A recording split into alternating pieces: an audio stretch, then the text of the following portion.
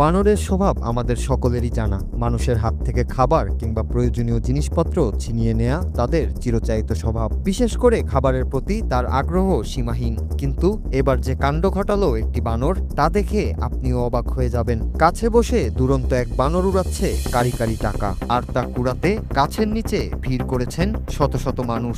এরকমই এক অদ্ভুত ঘটনা ঘটেছে মঙ্গলবার বিকেলে।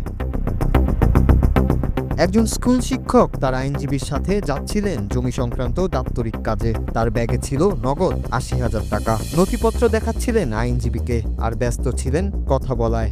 এই সুযোগেই একটি বানর তার ব্যাগ ছিনিয়ে নিয়ে যায় এবং উঠে পড়ে উঁচু ডালে। খাবারের খোঁজে ব্যাগের ভেতর তল্লাশি চালাতে থাকে আর পেয়ে যায় টাকার বান্ডেল। সেটি এলোমেলোভাবে ছুটতে থাকে নিচে। তখনই গাছ থেকে বৃষ্টির মতো পড়তে থাকে টাকা। সেটি দেখেই মানুষের ভিড় জমে যায় গাছের নিচে। টাকা কুড়াতে হুলস্থুল পড়ে যায়। ঘটনাটি ভারতের উত্তরপ্রদেশের আরিয়া জেলার বিধুনা এলাকায়। এই ঘটনার ভুক্তভোগী দোদাপুর গ্রামের স্থানীয় এক স্কুল শিক্ষক রোহিতাস চারা।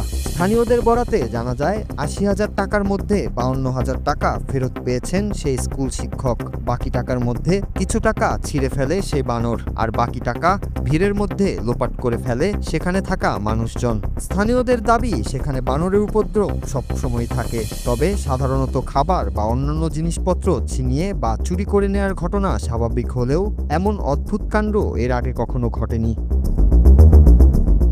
সাধারণত কোনো কিছু দেখে আকর্ষণ বোধ হলে বানর তা পাওয়ার জন্য কৌশলে ছিনিয়ে নেয়, তবে বেশিরভাগ ক্ষেত্রেই বানর খাবার কেড়ে নেয়। আর সেই ব্যাগটিতে তার স্বভাবসুলভ খাবারের খোঁজই করছিল সে বানর, কিন্তু খাবার খুঁজে না পেয়ে সেই টাকাগুলোকে ছড়িয়ে দেয়। কিন্তু নিচে থাকা মানুষ এলোমেলোভাবে সেগুলো কুড়িয়ে নিয়ে যাওয়ায় টাকার অনেকাংশ আর ফেরত পাননি ভুক্তভোগী সেই স্কুল শিক্ষক। এই ঘটনায় বানরের পাশাপাশি উপস্থিত উৎসুক মানুষদেরও দায়ী করছেন নেটিজেনরা।